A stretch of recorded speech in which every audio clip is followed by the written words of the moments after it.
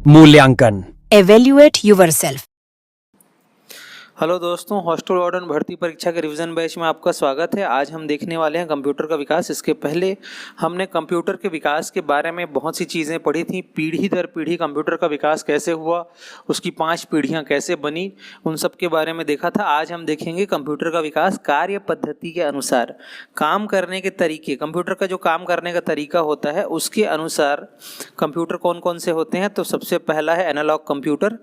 Analogue computer जो होता है इसका उपयोग आजकल लगभग बंद हो चुका है।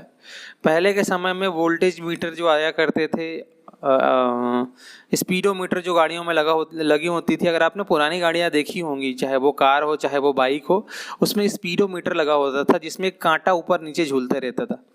तो उसको ही हम लोग एनालॉग कंप्यूटर का एक एग्जाम्पल मान सकते हैं। इसको एक एनालॉग कंप्यूटिंग बोलते हैं। स्पीडोमीटर हो गया, नॉर्मल जो घड़ी हम पहनते हैं, वोल्ट मीटर पुराने वाले हो गए, वो सब एनालॉग कंप्यूटिंग के उदाहरण हैं। लेकिन आजकल इनका उपयोग लगभग बंद हो चुका है। 1% या 0.5% ही हो रहा होगा। दूसरा जो है वो है हमारा डिजिटल कंप्यूटर। डिजिटल कंप्यूटर में जो गणना होती है, डिजिटल कंप्यूटर में गणना 0 और 1 के फॉर्म में होती है। इसको कहते हैं द्विआधारी अंक या बाइनरी सिस्टम, इसके अनुसार होता है। और आपको मैंने पहले ही बताया था, बाइनरी सिस्टम को इन्वेंट किसने किया था? लेडी एडा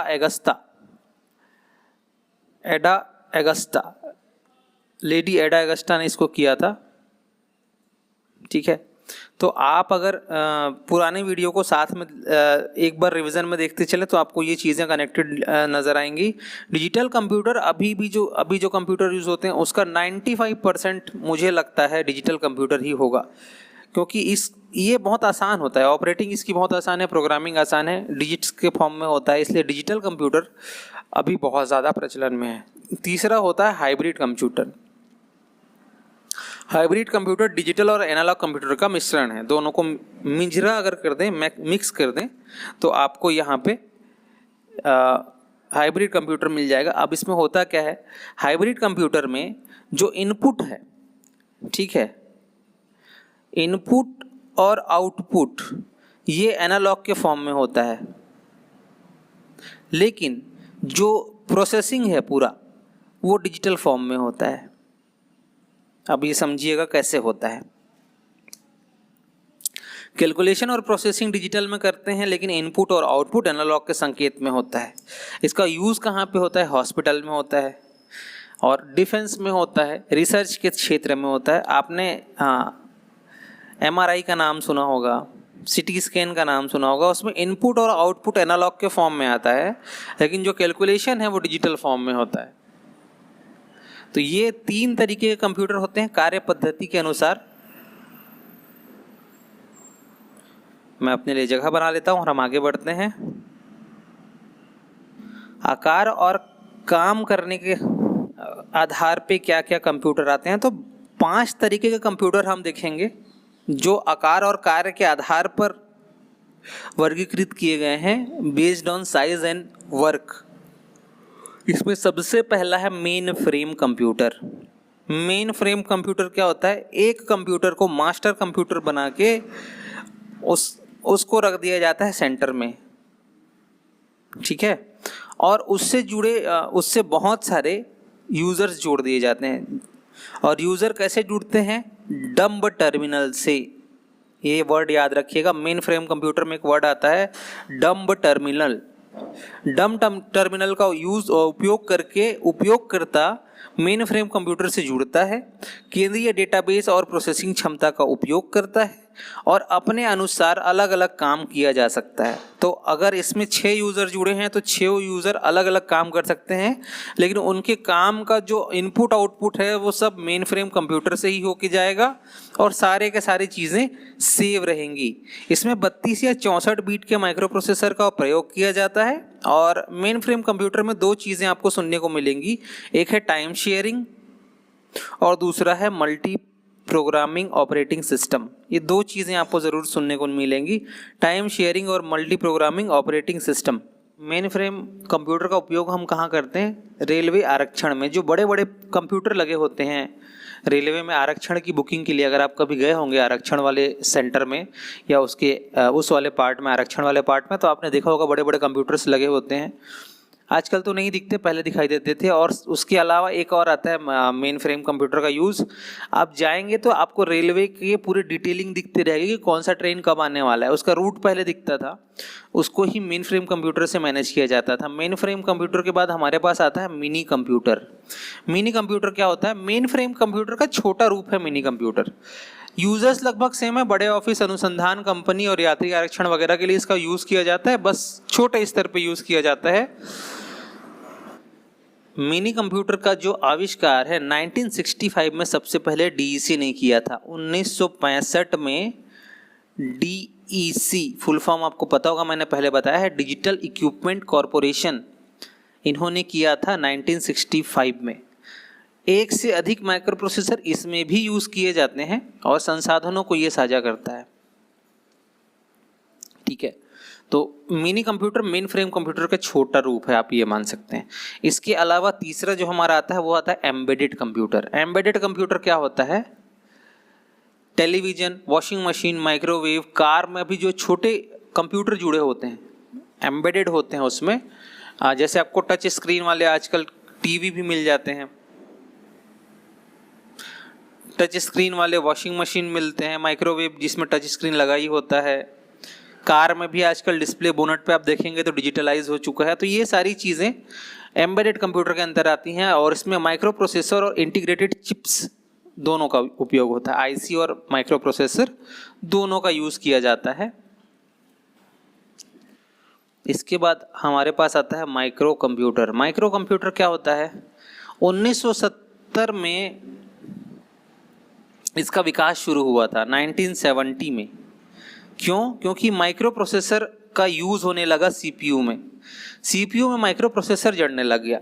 तो क्योंकि माइक्रो प्रोसेसर आकार में छोटा होता है लेकिन इसकी क्षमता कई गुना ज़्यादा होती है, इसीलिए माइक्रो कंप्यूटर का कॉन्सेप्ट हमारे सामने आ पाया। और माइक्रो कंप्यूटर में बहुत सारी चीज़ें एक साथ जुड़ी हैं जिसके बारे में मैं आपको अभी बताऊँगा। VLSI और ULSI जिसके बारे में हमने पहले ही पढ़ा था, वेरी लार्ज स्केल इंटीग्रेशन और अल्ट्रा लार्ज स्केल इंटीग्रेशन, इसकी वजह से माइक्रो प्रोसेसर की आकार जो है वो छोटे होने लगा, इसकी क्षमता कई गुना बढ़ गई और 8, 16, 32 और 64 बीट अलग अलग जो थे माइक्रो प्रोसेसर का प्रयोग किया जाने लगा। अच्छा, दुनिया का पहला माइक्रो प्रोसेसर किसने बनाया? तो दुनिया का पहला माइक्रो प्रोसेसर बनाया है IBM ने। माइक्रो कंप्यूटर के अंतर्गत आपको बहुत सी चीज़ें देखने को मिलेंगी,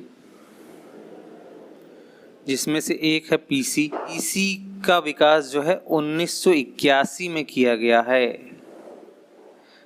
और इसमें माइक्रो प्रोसेसर कौन सा लगा था? 8088।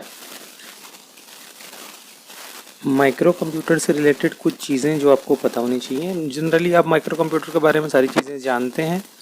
माइक्रो कंप्यूटर कुछ लेस पॉपुलर नाम है, ऐसा नहीं है। माइक्रो कंप्यूटर को हम पर्सनल कंप्यूटर के नाम से भी जानते हैं, उसी का एक पार्ट है पर्सनल कंप्यूटर। एक होता है वर्क स्टेशन। तो मैं आपको पहले बता दूं पर्सनल कंप्यूटर के बारे में। 1981 के में इसका विकास शुरू हुआ था, मैंने पहले ही बताया था। लेकिन पर्सनल कंप्यूटर में टाइम पे माइक्रो प्रोसेसर बदलते गए हैं और उस हिसाब से उसका नाम भी बदलते गया। जैसे PCXT, PC80 ये चीज़ें चेंज होती गई हैं। जब हम अपना MCQ सीरीज़ करेंगे उस समय हम लोग इस क्वेश्चन को MCQ में कवर करेंगे। इसके बाद आता है वर्क स्टेशन। वर्क स्टेशन क्या होता है? इसकी प्रोसेसिंग क्षमता, इसका भंडारण और इसका डिस्प्ले सब बेहतर होता है और इसको इस तरीके से देख के बनाया जाता है कि कोई अकेला पर्सन, जैसे कोई वैज्ञानिक है, कोई इंजीनियर है, कोई आर्किटेक्ट है, ये उसके लिए आसान स्थितियां पैदा कर सके और आसानी से इस सिमुलेशन किया जा सके, वास्तविक स्थितियों के अनुसार डिज़ाइनिंग की जा सके। जैसे कोई इंजीनियर है मान लीजिए या कोई आर्किटेक्ट है, उसको अगर अपना घर डिज़ाइन करना है तो उसके लिए वैसी परिस्थितियां सामने रखी जाएंगी, वैसी चीज़ें, वैसे कमांड या वैसे प्रोग्राम होंगे जिससे वो घरों को डिज़ाइन कर सके। तो ये एक तरीके से होता है वर्क स्टेशन। वर्क स्टेशन के बाद हमारे पास आता है जो अभी हम लोग बहुत ज़्यादा देखते हैं, वो होता है लैपटॉप। लैपटॉप कंप्यूटर का ऐसा प्रकार है जिसको आप ब्रीफ केस में रख सकते हैं, झोले के अंदर लेके जा सकते हैं। और क्योंकि इसका उपयोग पहले लोग गोद में रखते थे, गोद का मतलब होता है लैप्ट, तो लैपटॉप जो नाम है उसको इसीलिए पड़ा क्योंकि इसका उपयोग आप गोद के ऊपर में भी रख के कर सकते हैं। लैपटॉप का विकास किसने किया था, ये नाम अक्सर आता है। मुझे तो 1 मिनट दीजिए, मैं अपना स्पेस बना लूँ। यस, लैपटॉप का विकास किसने किया था? लैपटॉप का विकास किया था एडम ऑसबर्न ने। Adam Osborne.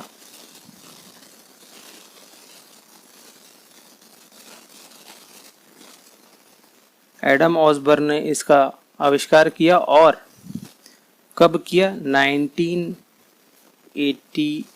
में, 1981 में इसका विकास हुआ है। लैपटॉप के बारे में मुझे कोई बहुत ज़्यादा चीज़ें आपको बताने की ज़रूरत नहीं है, आप सबको पता है लैपटॉप क्या होता है। लैपटॉप के अलावा एक चीज़ और आता है, नोटबुक। ठीक है, तो नोटबुक उससे थोड़ा एडवांस टेक्नोलॉजी है। नोटबुक और इंटरनेट को मिला के बना था नेटबुक। नेटबुक का काम ही यही था कि वो लैपटॉप को भी रिप्लेस कर सके, उसका छोटा संस्करण है।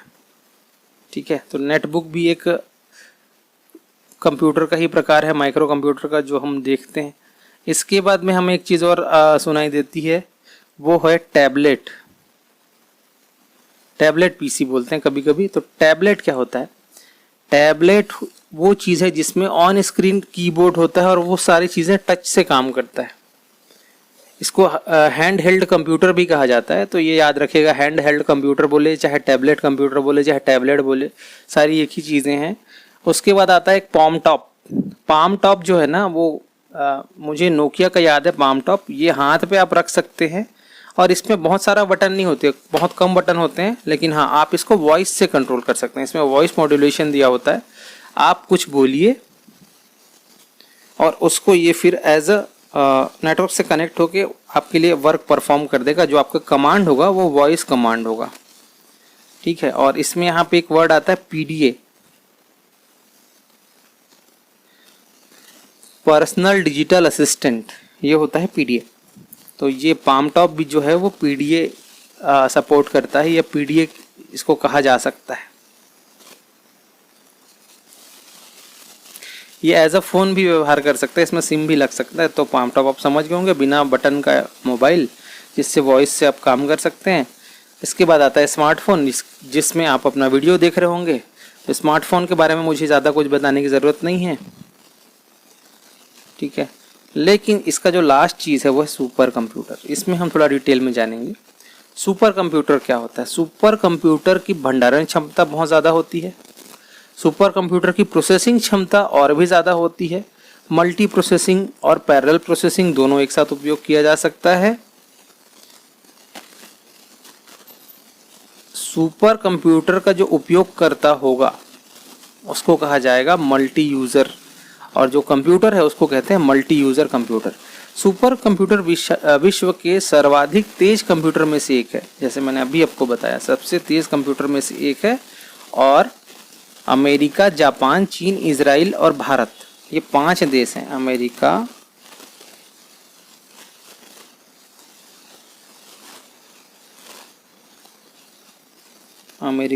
जापान, चीन, इजराइल और भारत, ये 5 ऐसे देश हैं जिनके पास सुपर कंप्यूटर है। और किसी के पास सुपर कंप्यूटर नहीं है, सिर्फ 5 देशों के पास है सुपर कंप्यूटर।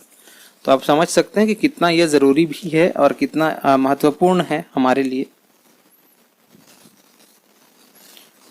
सुपर कंप्यूटर में एक चीज़ आपको जो और याद रखना चाहिए वो है कि इसकी स्पीड की गणना कैसे करते हैं। जो इसका स्पीड कैलकुलेशन है उसको नापा जाता है फ्लॉप्स में, फ्लोटिंग पॉइंट ऑपरेशन पर सेकंड। फ्लोटिंग पॉइंट ऑपरेशंस पर सेकंड, इसके हिसाब से इसको मापा जाता है। ठीक है, आजकल जो सुपर कंप्यूटर है उनको पेटाफ्लॉप में मापा जाता है। पेटाफ्लॉप क्या होता है? 10 की घात 15 flop, 10 to the power 15 flops को एक पेटाफ्लॉप कहा जाता है। तो ये भी मापा जाता है। लेकिन हम इतना सुपर कंप्यूटर बोल रहे हैं, सुपर कंप्यूटर के जन्मदाता का नाम बहुत कम लोगों को पता है। सुपर कंप्यूटर जो दुनिया का पहला सुपर कंप्यूटर बना वो बना यूएसए में, और इसको बनाने वाले कंपनी का नाम है क्रे रिसर्च कंपनी।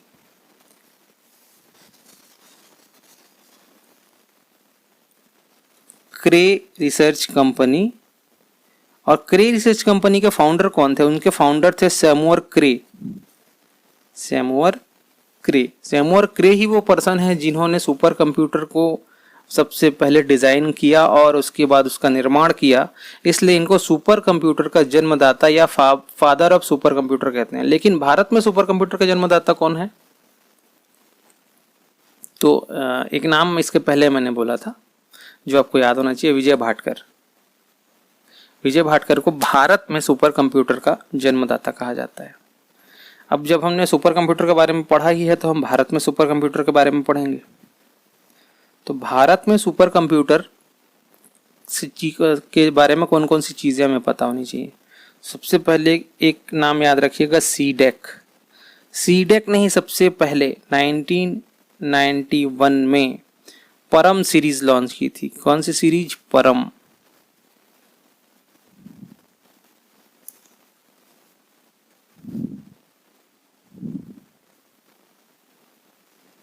परम 8000 से ये शुरू होता है। परम 8000 के नाम से ये शुरू होता है। ये पहला कंप्यूटर था भारत का और ये उस समय सबसे तेज कंप्यूटर हुआ करता था दुनिया का। ठीक है। उसके बाद परम पद्म नाम से 2003 में 1 टेराफ्लॉप्स की गति के साथ एक और सुपर कंप्यूटर बनाया गया, परम पद्म। ये नाम याद रखेंगे और इसकी गति याद रखिएगा। फिर आता है 1 टेराफ्लॉप का मतलब होता है 1 खरब गणना प्रति सेकंड, बहुत ज्यादा है। इसके बाद आता है युवा 2, परम सीरीज का ही है तो इसको अगर पूरा नाम लें तो परम युवा 2। ये सुपर कंप्यूटर 2013 में बनाया गया था, जो सीडेक द्वारा विकसित सबसे तेज सुपर कंप्यूटर रहा है। ये 500 टेराफ्लॉप्स तक की गणना कर सकता है। अब ऐसा नहीं है कि सिर्फ सीडेक ही हमारे लिए सुपर कंप्यूटर बना रहा है या सुपर कंप्यूटर का विकास सिर्फ सीडेक ही कर पा रहा है। एक और कंपनी आती है जिसका नाम है bark, BARC, Bhabha atomic research centre. इन्होंने अनुपम सीरीज बनाई है, अनुपम सीरीज। ये अनुपम जो सुपर कंप्यूटर है वो बार्क ने अपने रिसर्च के लिए डेवलप किया।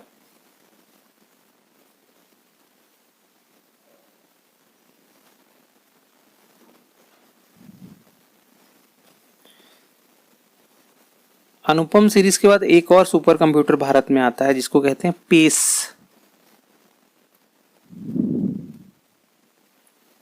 क्या कहते हैं? पेस।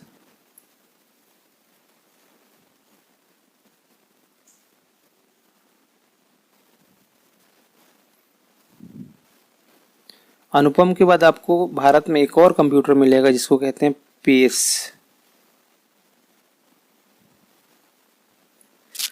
पेस क्या है?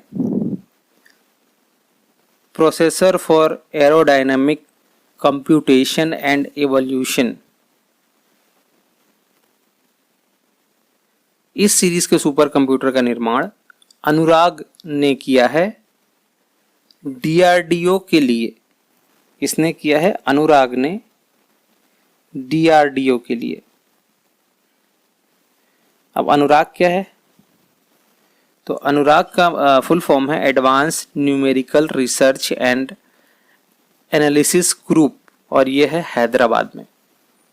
तो हैदराबाद में जो अनुराग है उसने डेवलप किया डीआरडीओ के लिए पेस, क्योंकि डीआरडीओ को कैलकुलेशन बहुत ज़्यादा करना होता था, एरोडायनामिक कैलकुलेशन, इसलिए पेस उन्होंने रेडी करके दिया। इसके बाद आपको सारी चीज़ें तो पता चल गई कि भारत में सुपर कंप्यूटर क्या था, कैसा था, लेकिन एक नाम आपको और याद रखना चाहिए। इसका नाम था फ्लो सॉल्वर।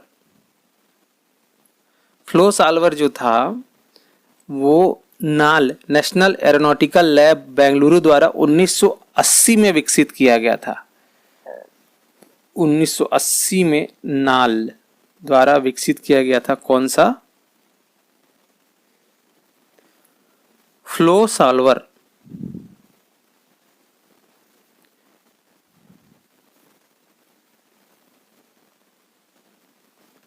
तो भारत में स्थापित पहला सुपर कंप्यूटर जो सक्सेसफुल रहा वो 1991 का परम है, लेकिन जो पहला डेवलपमेंट किया गया था, पहला विकास किया गया था सुपर कंप्यूटर का, उसका नाम था फ्लो सॉल्वर, और 1980 में इसका विकास बेंगलुरु में किया गया था नेशनल एरोनॉटिकल लैबोरेटरी के द्वारा।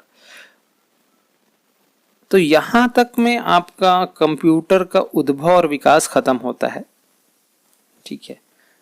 लेकिन कंप्यूटर और उद्भव के विकास के बाद हमारे पास एक और टॉपिक आता है जो बहुत ही ज़रूरी है मेन एग्ज़ाम के देखते हुए, और वो टॉपिक क्या है, वो है कंप्यूटर की कार्य पद्धति, कंप्यूटर के काम करने का तरीका, working principles of computing, computer की कार्य पद्धति।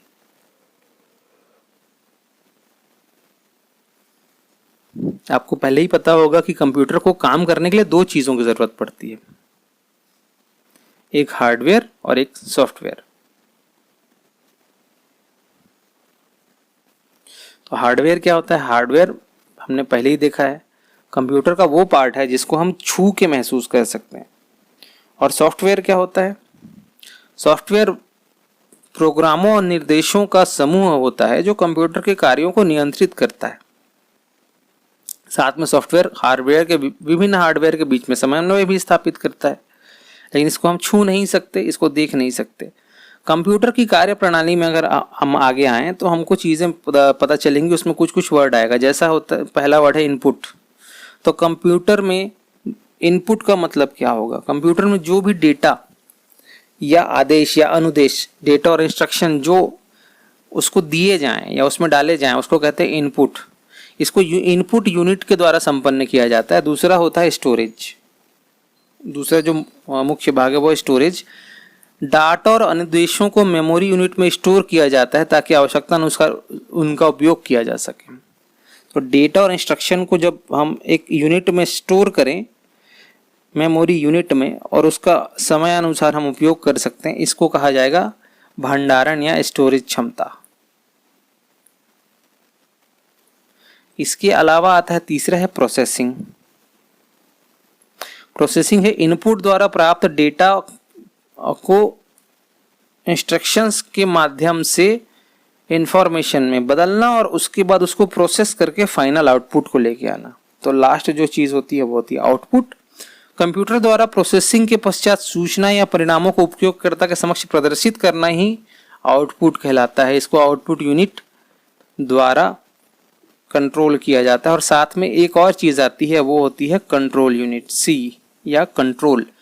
तो विभिन्न प्रक्रियाओं में प्रयुक्त उपकरणों, अनुदेशों और सूचनाओं को नियंत्रित करना और उनके बीच तालमेल बैठाना, उसको कहा जाता है कंट्रोल। तो ये 5 चीजें होती हैं कंप्यूटर की कार्य पद्धति में: इनपुट, स्टोरेज, प्रोसेसिंग, आउटपुट और कंट्रोल। ठीक है। लेकिन और भी बहुत सारे शब्द आपको सुनने को मिलेंगे। वो शब्द क्या क्या होंगे मैं आपको बता देता हूं, क्योंकि क्वेश्चन यहां से आते हैं। तो इसमें आपको एक शब्द सुनाई देगा, मशीन साइकिल। मशीन साइकिल क्या होता है?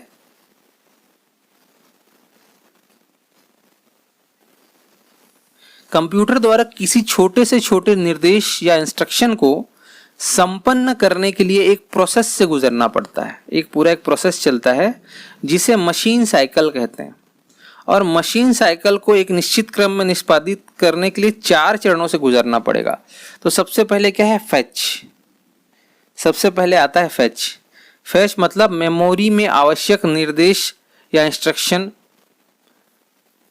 प्राप्त करना। मेमोरी से आवश्यक निर्देश या इंस्ट्रक्शन प्राप्त करने को हम कहेंगे फैच। फैच शब्द पूछा तो याद रखिएगा, मेमोरी से आवश्यक निर्देश प्राप्त करना। फैचिंग के बाद क्या होगा? उसको डिकोड करेगा, क्योंकि कोड्स के फॉर्म में मिलते हैं तो डिकोड होगा। प्राप्त निर्देशों को कंप्यूटर द्वारा समझे जा सकने वाले कमांड में बदलना। कंप्यूटर कैसे समझ सकता है? अगर मैं बोलूंगा प्रिंट करना है, कंट्रोल पी मैंने दबा दिया, कंप्यूटर को कंट्रोल पी का मतलब तब तक समझ नहीं आएगा जब वो उसके लैंग्वेज में 0 और 1 के लैंग्वेज में डिकोड नहीं होगा। तो वो डिकोड होता है। उसके बाद ये तीसरा जो चीज आता है वो आता है एग्जीक्यूट। एग्जीक्यूट में जो कमांड हमने प्रोसेसर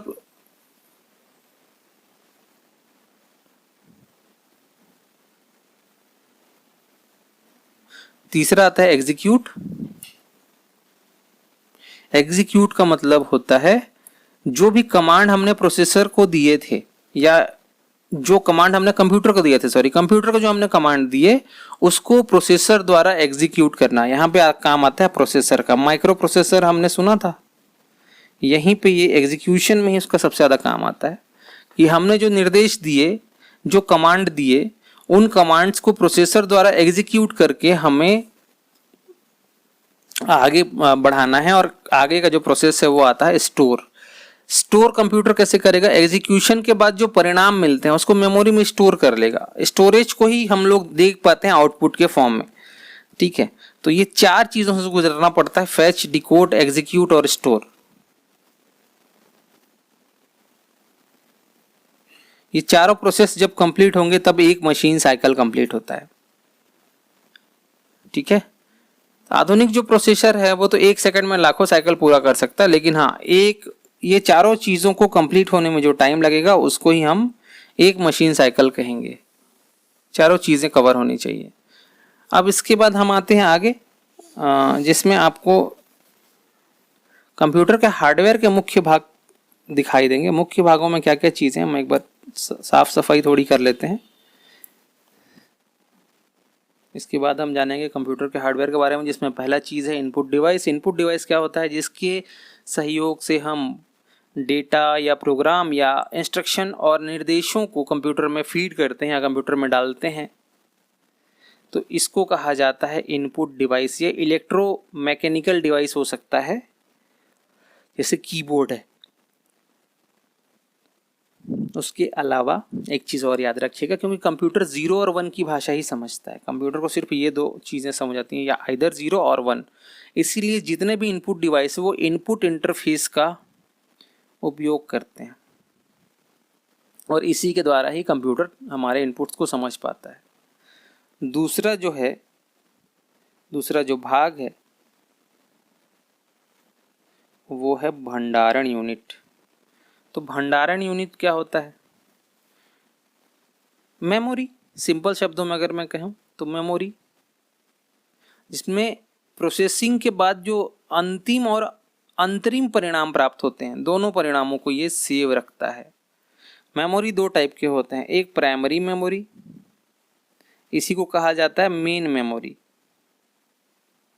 ठीक। दूसरा होता है सेकेंडरी मेमोरी, इसको कहा जाता है ऑक्सिलरी, इसको कहा जाता है ऑक्सिलरी मेमोरी। तो प्राथमिक मेमोरी क्या है? यह कंप्यूटर सिस्टम यूनिट के अंदर इलेक्ट्रॉनिक मेमोरी होती है। इसकी स्मृति क्षमता कम होती है, मतलब ये इसका जो मेमोरी का जो वो है स्पेस है वो कम होता है, ठीक है। ये अस्थायी या वोलेटाइल मेमोरी है। जैसे ही आपने कंप्यूटर को ऑफ किया, इस मेमोरी से सारी चीज़ें इरेज हो जाएंगी। टेम्परेरी मेमोरी होती है, लेकिन मेन मेमोरी यही है। सबसे पहले आप अगर हार्ड डिस्क नहीं भी लगाते हैं, या आपने ऑक्सिलरी मेमोरी, सेकेंडरी मेमोरी नहीं लगाई है, तो भी इसमें जब तक आपका कंप्यूटर ऑन है तब तक सारे डिटेल सेव रहेंगे। सेमीकंडक्टर रजिस्टर और कैश मेमोरी, रैम प्राथमिक मेमोरी का उदाहरण है, ठीक है। दूसरा होता है द्वितीयक मेमोरी या auxiliary memory, secondary memory. Secondary memory एक नॉन वॉलेटाइल मेमोरी है। मैग्नेटिक डिस्क हो गया, हार्ड डिस्क हो गया, ऑप्टिकल डिस्क हो गया, ये सब सेकेंडरी मेमोरी। इसमें एक बार आपने डेटा डाल दिया तो आपका डेटा सेव हो जाएगा। आप डिवाइस बंद भी कर दोगे तो डेटा आपका नहीं उड़ेगा, इसलिए ये सबसे ज़्यादा यूज़ की जाती है। सेकेंडरी मेमोरी बहुत यूज़ होती है। इन दोनों के बाद में तीसरा चीज़ आता है रजिस्टर। क्या आता है? रजिस्टर। अब रजिस्टर क्या होगा? तो यह सीपीयू या माइक्रो प्रोसेसर के साथ निर्मित अत्यंत तीव्र गति वाली प्राथमिक मेमोरी है। रजिस्टर जो है सीपीयू या माइक्रो प्रोसेसर के साथ निर्मित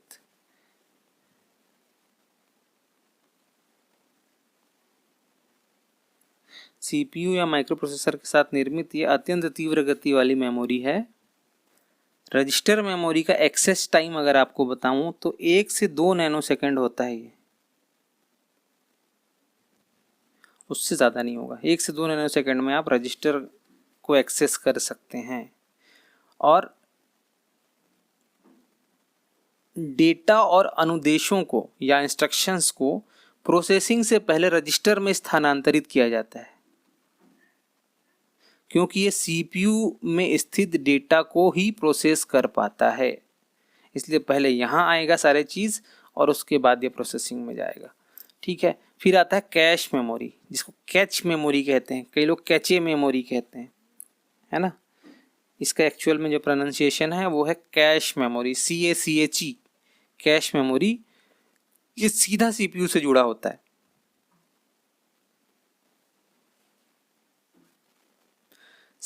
कैश मेमोरी को सीपीयू तक डाटा ले जाने के लिए कंप्यूटर मदरबोर्ड के सिस्टम बस का उपयोग नहीं करना पड़ता।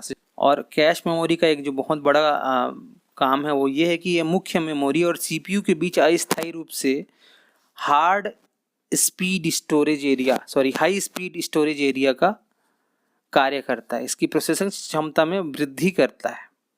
किसकी? सीपीयू और मेमोरी के बीच में ये अस्थायी रूप से हाई स्पीड स्टोरेज एरिया का काम करेगा और प्रोसेसिंग क्षमता को बढ़ा देता है।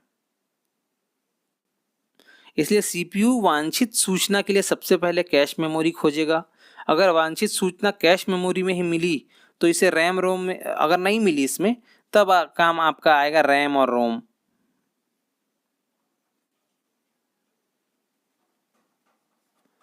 पहले कैश मेमोरी ही खोजी जाती है, फिर आता है रैम और रोम। तो ये सारी चीज़ें एक साथ होती रहती हैं। और कैश मेमोरी एक और चीज़ करती है, सीपीयू और मेन मेमोरी के बीच में स्पीड मिसमैच को दूर करने के लिए बफर के जैसे काम करती है। एज ए बफर इसको यूज़ किया जा सकता है। 2 से 10 नैनो सेकेंड का एक्सेस टाइम होता है। 2 से 10 नैनो सेकेंड का एक्सेस टाइम होता है। इसके बाद आता है रैम, रैंडम एक्सेस मेमोरी। एक सेमीकंडक्टर मेमोरी चिप है जो मदरबोर्ड पर बने मेमोरी स्लॉट में लगाया जाता है। ये वॉलेटाइल या प्राथमिक मेमोरी है और डाटा एक्सेस टाइम की भौतिक स्थिति पर निर्भर नहीं करता। इसकी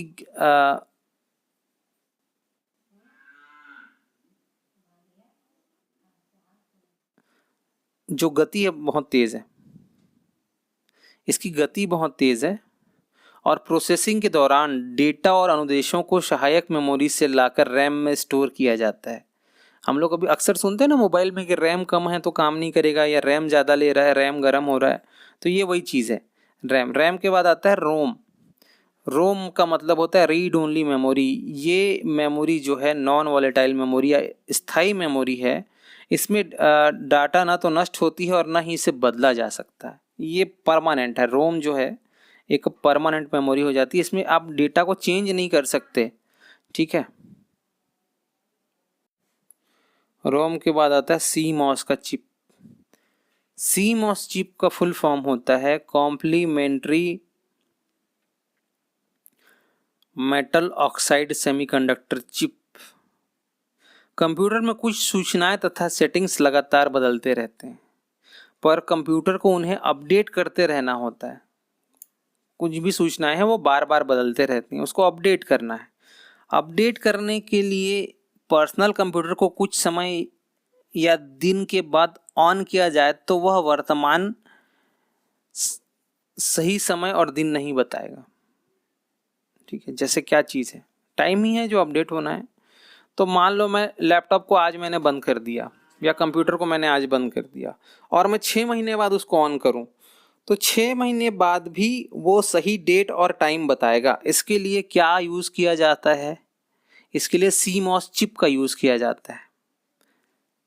और CMOS के साथ में एक बटन के आकार की बैटरी होती है। तो जब भी हम कंप्यूटर ऑन करते हैं, अगर हमने टाइमिंग सेट किया है तो 6 महीने बाद भी उस कंप्यूटर में सही डेट और सही टाइम आएगा CMOS मेमोरी की वजह से, जिसके साथ में एक बटन सेल लगा होता है, छोटा सा एक बैटरी लगी होती है।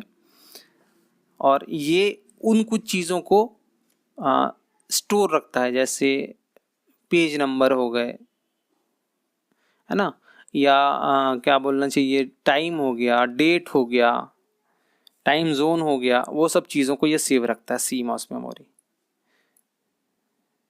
ठीक है, तो थोड़ी की जाए साफ सफाई और फिर बढ़ते हैं आगे। अब हमारे सामने है सिस्टम यूनिट।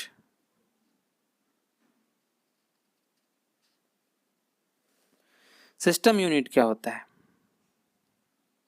सिस्टम यूनिट किसी पर्सनल कंप्यूटर का सिस्टम यूनिट उसका मुख्य हार्डवेयर होता है।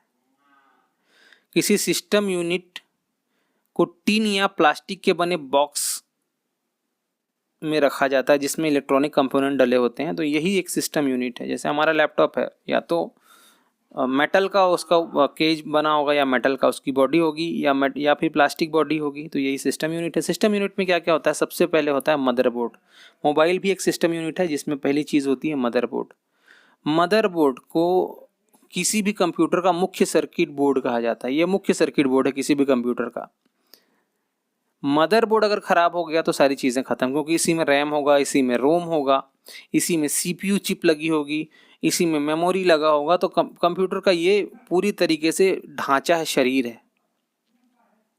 इसी में एक्सपेंशन के स्लॉट्स होते हैं जिसमें हम लोग ऐड ऑन करके अपनी रैम को बढ़ा सकते हैं, मेमोरी बढ़ा सकते हैं। आजकल तो ये रैम और मेमोरी बढ़ाना आसान हो गया। दूसरा होता है कंप्यूटर बस। बस जो कंप्यूटर बस है वो क्या होता है? सुचालक तारों का एक समूह है जो कंप्यूटर के डाटा या संकेतों को कंप्यूटर सिस्टम के भीतर एक स्थान से दूसरे स्थान तक ले जाता है। जैसे हम बस में एक स्थान से दूसरे स्थान तक जाते हैं, ये भी डेटा और इंस्ट्रक्शंस को एक स्थान से दूसरे स्थान तक ले जाता है, और इसके लिए ये अन्य हार्डवेयर और पेरिफेरल डिवाइस के बीच में आदान प्रदान करने का एक मार्ग बनता है। या सीपीयू और कंप्यूटर के अन्य सिस्टम्स के साथ हार्डवेयर और पेरिफेरल डिवाइस को भी यह सूचनाएं आदान प्रदान करने के लिए एक मार्ग बनाता है। फिर आता है इसमें इंटरनल बस। इसको सिस्टम बस भी कहते हैं। इंटरनल बस को क्या कहते हैं? सिस्टम बस भी कहते हैं। ठीक है, तो सिस्टम बस क्या होता है? मदरबोर्ड पर लगे उपकरणों के बीच डाटा या संकेतों का आदान प्रदान इंटरनल या सिस्टम बस के द्वारा किया जाता है। कंप्यूटर बस में तो आप एक्सटर्नली भी यूज़ करते हैं ना, लेकिन इंटरनल बस जो है, सिस्टम बस है, वो सिस्टम के अंदर ही काम करेगा। ठीक है, अब इसके भी कुछ भाग हैं, जैसे पहले डेटा बस, दूसरा आता है एड्रेस बस, और तीसरा आता है control bus. Data bus, address bus, control bus, ये तीनों चीज़ें इसका एक पार्ट है, किसका? सिस्टम बस का पार्ट है, ये याद रखिएगा। उसके बाद आता है हमारा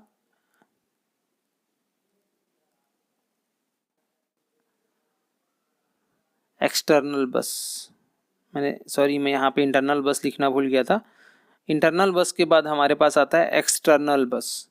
एक्सटर्नल बस में क्या क्या होते हैं? एक्सटर्नल बस या एक्सपेंशन बस, दोनों सेम चीज़ हैं।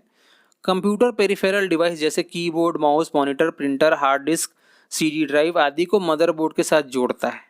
इसमें डाटा स्थानांतरण की गति इंटरनल बस से एक्सटर्नल बस में ज़्यादा होती नहीं है, मतलब जो गति है वो थोड़ी धीमी रहती है। जो एक्सटर्नल बस है उसमें गति होती है धीमी। आगे अगर हम जाएं तो हमको कंप्यूटर का हृदय स्थल मिलेगा जिसको कहा जाता है CPU, central processing unit. Computer के सभी कार्यों को नियंत्रित, निर्देशित और समन्वित, मतलब कंट्रोल, सुपरवाइज और कोऑर्डिनेट करने के लिए हमको सीपीयू की जरूरत पड़ेगी। सीपीयू डेटा के निर्देशों को प्रोसेस करके अर्थपूर्ण सूचनाओं में बदलता है। डेटा से इंफॉर्मेशन में अगर आपको चेंज करना है तो आपको सीपीयू यूज करना पड़ेगा। सीपीयू में कुछ भाग हैं जिसमें से पहला भाग क्या है? कंट्रोल यूनिट का है। सीपीयू का कंट्रोल यूनिट कंप्यूटर के सभी कार्यों पर नियंत्रण रखता है। कंट्रोल यूनिट क्या करता है? सभी कार्यों पर नियंत्रण रखता है तथा सॉफ्टवेयर और हार्डवेयर के बीच समन्वय भी स्थापित करता है। सॉफ्टवेयर और हार्डवेयर के बीच समन्वय भी स्थापित कैसे हो गया? कंट्रोल यूनिट के थ्रू होगा।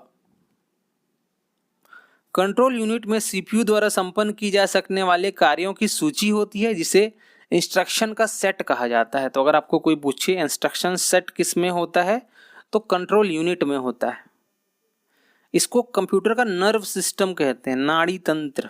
जैसे हमारा नर्वस सिस्टम है ना, वैसे इनका नर्व सिस्टम होता है। ये नाड़ी तंत्र कौन सा? Control unit.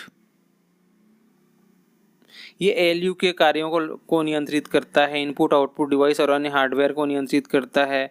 मुख्य मेमोरी में डेटा लाना और उसे तात्कालिक रूप से स्टोर करना, ये भी किसका काम है? कंट्रोल यूनिट का।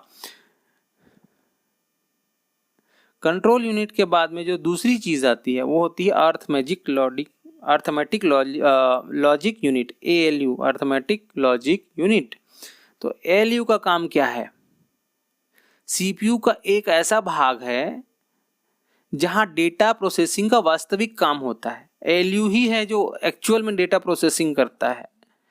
यह डेटा का कंट्रोल यूनिट से प्राप्त निर्देशों के अनुसार सभी प्रकार की गणितीय और तार्किक कार्रवाइयां करने के बाद में प्रोसेस करता है। तो जितने भी इंस्ट्रक्शन हमें कंट्रोल यूनिट से मिलेंगे उसको एएलयू जो है अपने हिसाब से मैथमेटिकल और लॉजिकल वर्किंग्स करेगा उसके ऊपर और उसको प्रोसेस करेगा। एएलयू के दो भाग होते हैं, अर्थमेटिक यूनिट और लॉजिक यूनिट। एयू और एलयू। एलयू के दो भाग क्या क्या हैं? पहला है एयू, दूसरा है एलयू।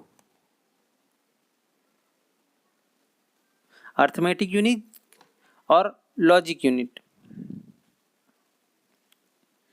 एयू जो है जोड़ घटाव गुणा भाग जैसे मैथमेटिकल गणनाएं करता है, और एलयू जो है वो तार्किक गणनाएं करता है, जैसे छोटा है, बड़ा है, बराबर है, ये सब चीजें संपन्न करता है। तो एक तरीके से हम उसको अल्फा न्यूमेरिक भी कह सकते हैं। उसके बाद आता है मेमोरी रजिस्टर। मेमोरी रजिस्टर में क्या क्या चीज़ें होती हैं? यह उच्च गति वाला इलेक्ट्रॉनिक चिप मेमोरी होता है जो सीपीयू का ही एक भाग होता है। इसके पहले भी मैंने बताया, इसको सीपीयू की वर्किंग मेमोरी कहते हैं। क्या कहते हैं? Working memory. अंतरिम परिणामों को रजिस्टर में ही स्टोर किया जाता है। फिर आता है BIOS, basic input output system, BIOS, BIOS. यह एक सॉफ्टवेयर प्रोग्राम है जिसे मदरबोर्ड निर्माता कंपनी द्वारा रोम मेमोरी चिप में स्टोर करके कंप्यूटर के मदरबोर्ड पर स्थापित कर दिया जाता है। जब कंप्यूटर को ऑन करते हैं तो सबसे पहले बायोस सॉफ्टवेयर चलता है, फिर बायोस कंप्यूटर से जुड़े हार्डवेयर की जांच करता है और उसके बाद पावर ऑन सेल्फ टेस्ट या POST करता है। पावर ऑन सेल्फ टेस्ट या POST करता है। ये पूरा प्रोसेस जो हार्डवेयर को चेक करता है बायोस, उसी को कहते हैं POST, power on self test. और बायोस में स्थित बूट स्ट्रैप लोडर या बूट स्ट्रैप लोडर मतलब BSL, program operating system, software की जांच कर इसे मुख्य मेमोरी में डालने का आदेश देता है।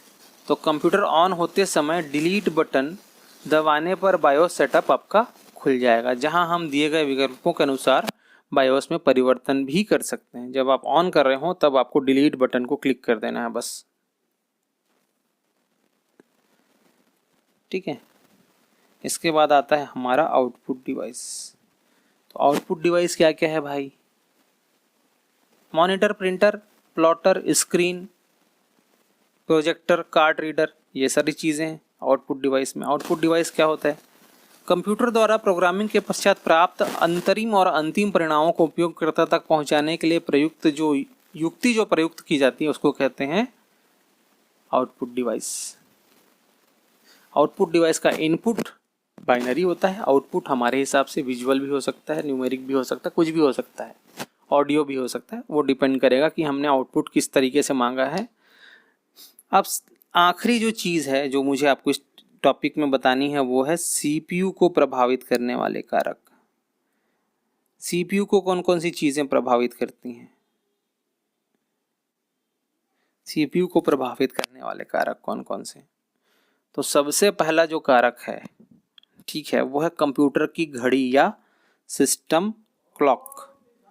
सीपीयू के डाटा प्रोसेस करने की गति कंप्यूटर के अंदर बने इलेक्ट्रॉनिक घड़ी पर निर्भर करती है, जिसको कहते हैं सिस्टम क्लॉक। सिस्टम क्लॉक एक टाइमिंग डिवाइस है जो कंप्यूटर प्रोग्रामिंग को या कंप्यूटर प्रोसेसिंग को सिंक्रोनाइज करने के लिए इलेक्ट्रॉनिक पल्स पैदा करता है, जिसको बोलते हैं क्लॉक पल्स। क्लॉक पल्स उसी को कहा जाता है। डेटा प्रोसेसिंग के कार्यों को अनेक छोटे छोटे और मूलभूत चरणों में किया जाता है। एक बार में आप डेटा प्रोसेसिंग नहीं कर सकते, तो इसीलिए उसको स्टेप बाय स्टेप किया जाता है। तो जब पहला स्टेप खत्म हो और तो उसके बाद ही दूसरा स्टेप चालू हो, ये निर्भर करने का काम कौन करता है? Clock pulse. क्योंकि क्लॉक पल्स जो है वो सिस्टम क्लॉक द्वारा जनरेट होते हैं, इसलिए हम ये भी बोल सकते हैं कि डायरेक्टली या इनडायरेक्टली सिस्टम क्लॉक ही वो तरीका है जिसके चलते स्टेप बाय स्टेप प्रोसेसिंग का वर्क होता है। और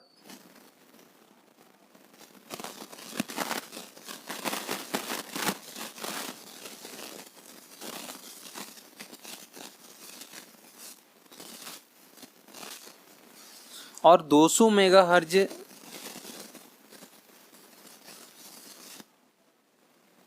या और क्लॉक पल्स जो है मेगाहर्ट्ज में भी वर्क करते हैं। उनकी जो वर्किंग स्पीड है वो मेगाहर्ट्ज में होती है, जिसको कहते हैं 10⁶ पल्स पर सेकंड, PPS। ठीक है, आजकल तो 500 मेगाहर्ट्ज से लेके 4 गीगाहर्ट्ज तक का भी क्लॉक पल्स होता है, वैसा भी वर्किंग हो रहा है। रजिस्टर मेमोरी क्या होती है? इसके बाद जो हमारी चीज़ आती है वो आती है रजिस्टर मेमोरी। रजिस्टर मेमोरी मतलब CPU रजिस्टर में स्थित डेटा को ही प्रोसेस कर पाता है, इसीलिए CPU में रजिस्टर की संख्या या आकार जितना ज़्यादा होगा, CPU में प्रोसेसिंग की गति भी उतनी तेज होगी। तो रजिस्टर मेमोरी का संख्या या उसका आकार बड़ा करेंगे तो हमें CPU की गति बढ़ी हुई मिलेगी। तीसरा आता है शब्द परास या वर्ड लेंथ। एक शब्द बाइनरी अंकों की वह संख्या है जो कंप्यूटर एक बार में प्रोसेसिंग के लिए लेता है। तो जिसका शब्द परास या वर्ड लेंथ ज़्यादा होगा, जैसे 8 बीट, 16 बीट, 32 बीट या 64 बीट, तो आजकल 64 बीट का वर्ड लेंथ आता है, तो वो 8 बीट के वर्ड लेंथ से ज़्यादा स्पीड देगा या ज़्यादा फास्ट वर्क करेगा। तो वर्ड लेंथ भी एक मेन फैक्टर है। उसके बाद आता है cache memory. Cache memory CPU से सीधे जुड़ा होता है, अतः इसके डाटा स्थानांतरण की जो गति होती है, डाटा के अदली बदली की जो गति होती है, बहुत तेज़ होती है। कैश मेमोरी जितना बड़ा होगा CPU की गति उतनी ही तेज़ होगी। कैश मेमोरी को ज़्यादा रखेंगे तो CPU ज़्यादा तेज़ होगा, कैश मेमोरी कमज़ोर होगी तो CPU ढीला होगा। कैश मेमोरी के बाद आता है सिस्टम बस। कंप्यूटर में बने सिस्टम बस की चौड़ाई CPU के गति को प्रभावित करता है। अगर सिस्टम बस की जो चौड़ाई है वो 32 बिट है, तो ये समझिए कि जितना बिट होता है 32 बिट का, मान लो आपको सिस्टम बस है तो इसमें 32 तार होंगे, और 64 बिट का अगर आता है तो इसमें 64 तार होंगे। तो सीधी सी बात है, 32 रास्ते और 64 रास्ते अगर एक ही जगह जाएं तो आपको काम किस में आसान पड़ेगा? 64 रास्ते वाले में।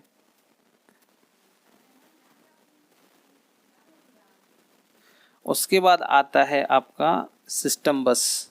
सिस्टम बस कंप्यूटर में बने, सिस्टम बस मैंने अभी बताया आपको। फिर आखिर में हमारे पास आता है पैरेलल ऑपरेशन।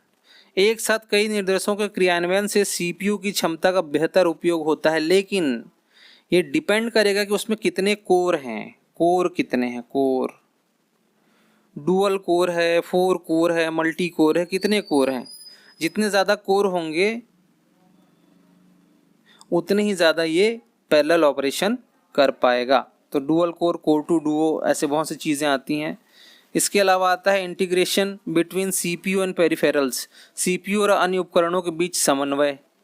तो समन्वय जितना बेहतर होगा उतना ही बेहतर आपका क्या आएगा? स्पीड। इसमें एक चीज़ और हमको सुनने को मिलती है, वो होती है कंप्यूटर की कार्य क्षमता की माप। तो कंप्यूटर के कार्य क्षमता की माप के में आपको 3 शब्दों को याद रखना है। पहला है थ्रूपुट, दूसरा है रिस्पॉन्स टाइम, तीसरा है टर्न अराउंड टाइम। तो थ्रूपुट क्या होता है? प्रति इकाई समय में कंप्यूटर द्वारा संपादित किए गए उपयोगी प्रोसेसिंग की संख्या को क्या कहते हैं? थ्रूपुट। प्रति इकाई समय में कंप्यूटर द्वारा संपादित किए गए उपयोगी प्रोसेसिंग की संख्या थ्रूपुट कहलाती है। अधिक थ्रूपुट बेहतर क्षमता को निर्धारित करती है। तो जिसका थ्रूपुट ज़्यादा बेटर होगा उतना ही वो बेहतर काम करेगा, उस कंप्यूटर की कार्यक्षमता उतनी बेहतर होगी। दूसरा होता है response time. Multitasking operating system में कंप्यूटर अपना थोड़ा थोड़ा समय सभी कार्यों के प्रोसेसिंग के लिए देता है।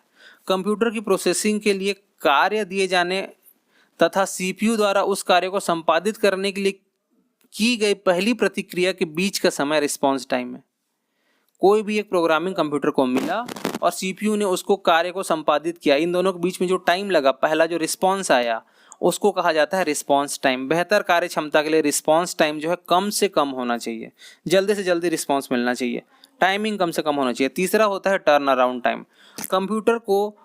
कंप्यूटर को प्रोसेसिंग के लिए कार्य दिए जाने तथा कंप्यूटर द्वारा उसे पूरा कर अंतिम परिणाम देने के बीच का जो समय है वो टर्न अराउंड टाइम है। पहले कंप्यूटर को क्या मिला, इंस्ट्रक्शन मिला, और उसके बाद उसने पूरा कंप्लीट करके उसको हमको जो वर्क था वो कंप्लीट करके दिया। हमारे पास में उस वर्क का पूरा एक टाइम रिकॉर्ड होगा जिसको कहेंगे टर्न अराउंड टाइम, एक बार में जो पूरा वो प्रोसेस कंप्लीट कर रहा है। तो ये आपका टॉपिक होता है अभी ख़त्म। आज हमने एक टॉपिक को आधा ख़त्म किया और एक टॉपिक को पूरा ख़त्म किया। टोटल हमारे 2 टॉपिक हो गए। ठीक है, आगे ही हम ऐसा वीडियो डालते रहेंगे। आज में ही आपको मैथ्स का दूसरा वीडियो मिलेगा। तो मिलेंगे अगले क्लास में, तब तक पढ़ते रहिए। Thank you.